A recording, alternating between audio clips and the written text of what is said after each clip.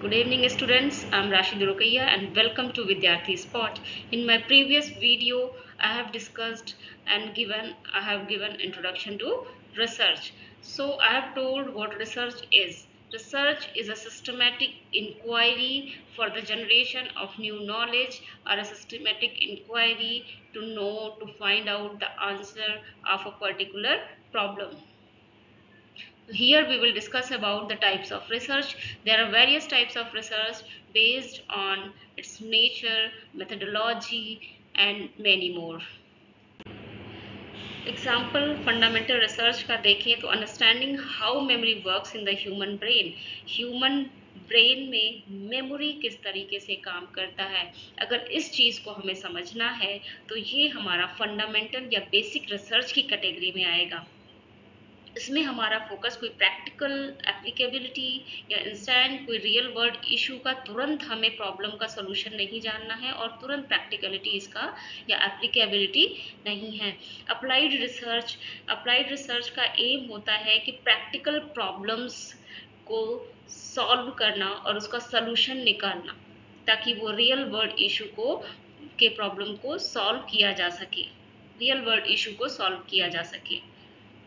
जैसे इसका एक एग्जांपल हम देखें तो designing A low cost water purification system for rural areas. अगर रूरल एरियाज में पानी की समस्या है ना, तो उनके लिए एक low cost water purification system, water को प्यूरिफाई करने का सस्ता कम दाम का प्यूरिफिकेशन सिस्टम को डिज़ाइन करना। इसका क्या मोटिव है? इस एग्जांपल को अगर हम देखें तो इसका क्या मोटिव है, क्योंकि उनकी प्रॉब्लम को हमें सॉल्व करना है। रूरल एरिया का जो पानी का प्रॉब्लम है ना, महंगा प्यूरिफिकेशन सिस्टम काफ़ी महंगा आता है, तो low cost water purification system को अगर हमें डिज़ाइन करना है, ये अप्लाइड रिसर्च का पार्ट होगा क्योंकि रियल वर्ल्ड इशू है। ये रूरल एरिया का एक इशू है, प्रॉब्लम है, उसको हमें सॉल्व करना है। लेकिन हमने फंडामेंटल रिसर्च में ये देखा कि how memory works in the human brain में मेमोरी किस तरीके से काम करना है। हमें इसका तुरंत कोई अप्लीकेबिलिटी नहीं करनी है। तो ये दोनों एग्जांपल्स हैं। ये पर्पस के आधार पर डिवीज़न है, बेसिक रिसर्च और अप्लाइड रिसर्च कि पर्पस हमारा क्या है।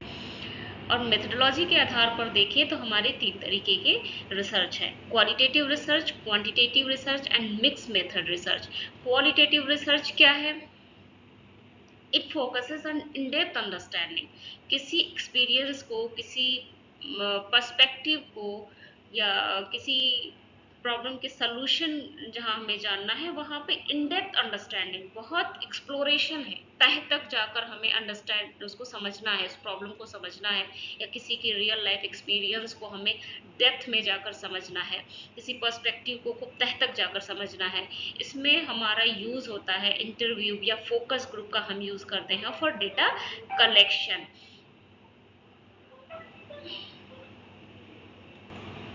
इसका एक एग्जाम्पल है exploring the experiences of first year college students adjusting to hostel life. हमें फर्स्ट ईयर के कॉलेज के स्टूडेंट्स जो फर्स्ट ईयर में जाते हैं, पहली बार हॉस्टल में जाते हैं, तो उनके एक्सपीरियंसेस को हमें एक्सप्लोर करना है कि वो हॉस्टल लाइफ में किस तरीके से एडजस्ट करते हैं। ये नॉन न्यूमेरिकल डेटा पर बेस्ड है, मतलब हम जो डेटा कलेक्शन करेंगे वो वर्ड्स के आधार पे, ऑब्जर्वेशन के आधार पे, इंटरव्यू के आधार पे या फोकस ग्रुप के आधार पे कलेक्ट करेंगे। इसमें न्यूमेरिकल डेटा का इस्तेमाल नहीं है। हम इसमें रिसर्चर को एक्सप्लोर करना होता है कि कोई चीज़ क्यों है, ये एक्सपीरियंसेस वो कैसा एक्सपीरियंस कर रहे हैं या ऐसा एक्सपीरियंस वो क्यों कर रहे हैं। इसमें मेथड इन्वॉल्व होता है, इंटरव्यू, केस स्टडी, इथनोग्राफी। इसमें बहुत इस टाइप क्वालिटेटिव रिसर्च में बहुत तरीके के टाइप्स भी हैं, जैसे हिस्टोरिकल रिसर्च है, केस स्टडी है, इथनोग्राफी है, ये सब मेथड क्वालिटेटिव रिसर्च के टाइप्स हैं। दूसरा हमारा हो जाता है क्वांटिटेटिव रिसर्च। क्वांटिटेटिव रिसर्च में हम न्यूमेरिकल डेटा का इस्तेमाल करते हैं, उन डेटा को कलेक्शन करते हैं, उसका न्यूमेरिकल एनालिसिस करते हैं, स्टैटिस्टिक्स लगाते हैं, स्टैटिस्टिकल एनालिसिस करके हम उसको मेज़र और वेरिएबल्स को क्वांटिफाई करते हैं।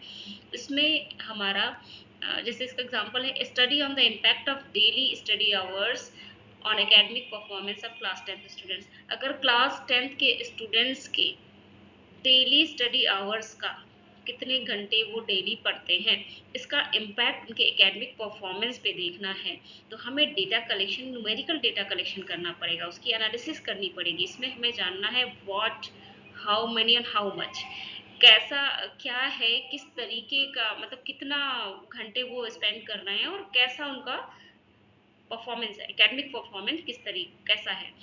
इसमें हम सर्वे कर सकते हैं, एक्सपेरिमेंट कर सकते हैं, कोरिलेशनल स्टडीज इसके अंदर आती हैं। तो सीधी सीधी है कि जो नॉन न्यूमेरिकल डेटा के आधार पे हम रिसर्च करते हैं, इसमें डेटा का कलेक्शन हमें नहीं करना, हमें इन डेप्थ अंडरस्टैंडिंग किसी पर्सपेक्टिव का समझना है, वो क्वालिटेटिव रिसर्च हो गया। और जहाँ पर हमें क्वांटिटेटिव न्यूमेरिकल डेटा का यूज़ करना है, स्टैटिस्टिकल एनालिसिस करना है, मेजर करना है, क्वांटिफाई करना है वेरिएबल्स को, उस वो हमारा क्वांटिटेटिव रिसर्च हो गया। और तीसरे third one is mix method research. Mix method research में क्या है कि हम दोनों क्वालिटेटिव क्वांटिटेटिव दोनों अप्रोचेस का इस्तेमाल कर सकते हैं, करते हैं।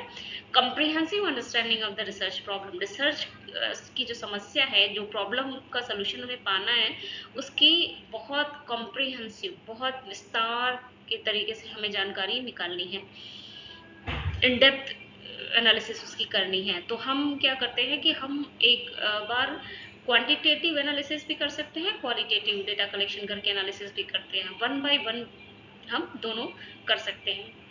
जैसे इसका एग्जाम्पल है the effect of online learning on student engagement and perception during the covid pandemic.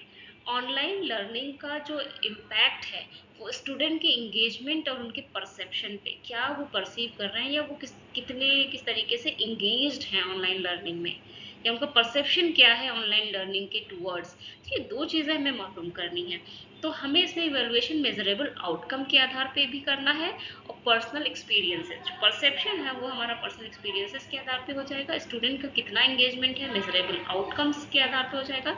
तो इसमें हम क्वांटिटेटिव मेथड भी अपना रहे हैं, क्वालिटेटिव मेथड भी अपना रहे हैं, कि मेजरेबल आउटकम्स हमारा क्वांटिटेटिव के अंदर आ जाएगा, पर्सनल एक्सपीरियंसेस क्वालिटेटिव। क्योंकि हमें जो कोविड-19 पैंडेमिक था, उसमें स्टूडेंट की इंगेजमेंट और उनके परसेप्शन का पूरा कम्प्रिहेंसिव जानकारी निकालनी है, पूरी तरीके से, कि क्या वो सोचते हैं, वो इंगेज्ड हैं नहीं, या कितना इंगेज्ड हैं, और उनके परसेप्शन के अकॉर्डिंग वो किस तरीके से इंगेज्ड रह रहे हैं। तो ये मिक्स मेथड रिसर्च है, इसका ये एग्जाम्पल है। अब हम नेचर के आधार पे देखें, तो नेचर के आधार पे रिसर्च कई तरीके के होते हैं।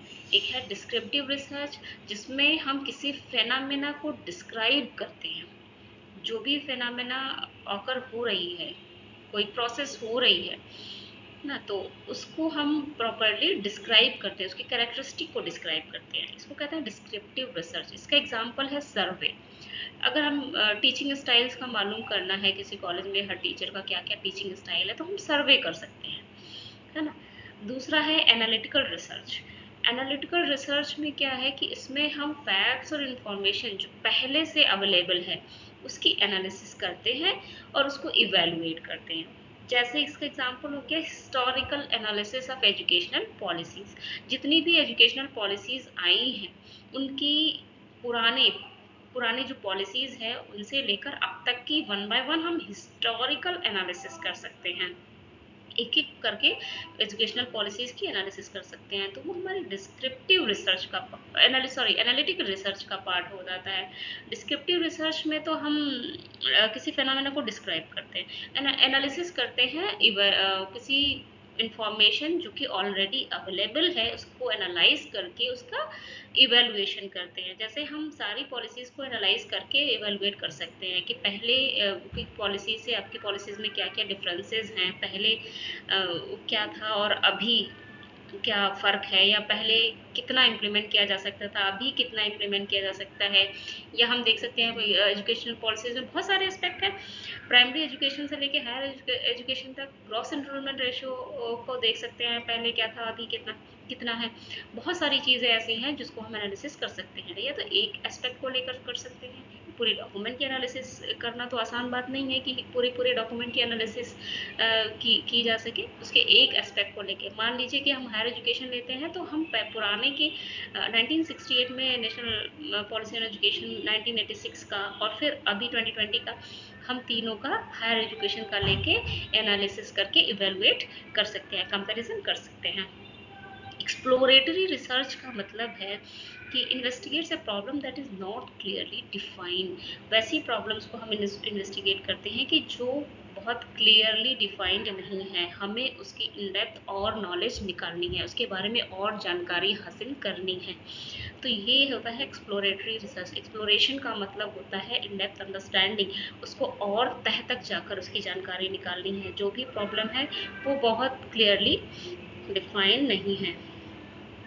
एक्सप्लेनेटरी रिसर्च, एक्सप्लेन करना, कॉज एंड इफेक्ट रिलेशनशिप, दो वेरिएबल्स के बीच में एक वेरिएबल्स की वजह से दूसरे पे क्या इफेक्ट पड़ता है। Examine the cause and effect relationship, इसका एग्जाम्पल जैसे effect of study hours on exam performance, exam के परफॉर्मेंस पर जो स्टडी आवर्स का इफेक्ट, स्टूडेंट अगर 2 घंटे पढ़ता है तो उसकी एग्जाम परफॉर्मेंस पे क्या इफेक्ट है, 4 घंटे पढ़ता है तो क्या फ़र्क है, 6 घंटे पढ़ता है तो क्या फ़र्क है। तो स्टडी आवर्स का इफेक्ट क्या पड़ रहा है उसके एग्जाम की परफॉर्मेंस पे। तो इसको explanatory research, cause and effect relationship को एक्सप्लेन करना, ये इसका मोटिव है। अब हम टाइम फ्रेम के आधार पे देखते हैं। दो तरीके के रिसर्च हैं टाइम फ्रेम के आधार पर, cross sectional research and longitudinal research. Cross sectional research में क्या करते हैं हम कि किसी चीज़ की स्टडी करते हैं, किसी चीज़ की इन डेप्थ स्टडी करनी हो, किसी प्रॉब्लम का सोल्यूशन निकालना हो, कोई नई नॉलेज को जनरेट करना हो, तो हम एक टाइम पे करते हैं, है ना। जैसे कि हमने एग्जांपल ले लिया है survey of student stress level in July 2025, तो हमने यहाँ पर स्पेसिफाई नहीं किया है कि कौन से स्टूडेंट्स की सर्वे यहाँ पे करना चाहिए था, लेकिन हम स्टूडेंट मतलब सारे स्टूडेंट्स को तो नहीं ले सकते, किसी एक लेवल पे लेना चाहिए, जैसे primary level, secondary level, UG level, PG level. तो इसको आप स्पेसिफाई कर लीजिएगा, इस तरीके से समझ लीजिए कि survey of secondary school student stress level in July 2025। अगर हमें सेकेंडरी स्कूल स्टूडेंट्स के स्ट्रेस लेवल को जुलाई 2025 के टाइम पर अगर हमें देखना है, उनको सर्वे करना है, तो हमने यहाँ फिक्स टाइम रखा हुआ है, एक टाइम पे हम ये रिसर्च कर रहे हैं, तो इसको हम क्रॉस सेक्शनल रिसर्च बोलेंगे।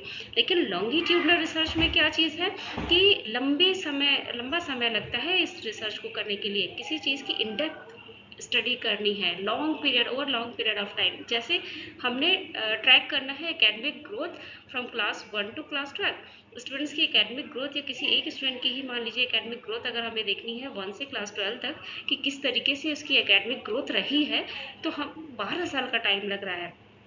तो हम लॉन्गिट्यूडनल रिसर्च ऐसा ही रिसर्च होता है कि जिस चीज़ की स्टडी करने के लिए, जिस फिनोमेना की स्टडी, जिस प्रोसेस की स्टडी करने के लिए हमें लंबा समय लगे, उसको हम लॉन्गिट्यूडनल रिसर्च कहते हैं। तो हमने देख लिया कि हम ओरिजिन के आधार पर और नेचर के आधार पर, मेथडोलॉजी के आधार पर, टाइम फ्रेम के आधार पे, हमने इन सारे आधार पे टाइप्स ऑफ रिसर्च देख लिए। तो इस वीडियो में मैंने आपको बेसिक सी जानकारी दी कि इन आधार पे कितने तरीके के रिसर्च होते हैं। एक एक करके हम अगर पढ़ना चाहेंगे तो इसकी बहुत डेप्थ में स्टडी कर सकते हैं, उसकी हम अलग वीडियो बनाएंगे, एक एक करके बनाएंगे, तो उसकी पूरा कैरेक्टरिस्टिक बहुत अच्छे से डिटेल में हम पढ़ेंगे। अभी हमने एक बेसिक सी जानकारी दे दी है, आई होप कि आप सब लोगों को पसंद आई होगी। Please like, share and subscribe my channel and press the bell icon too. Thank you.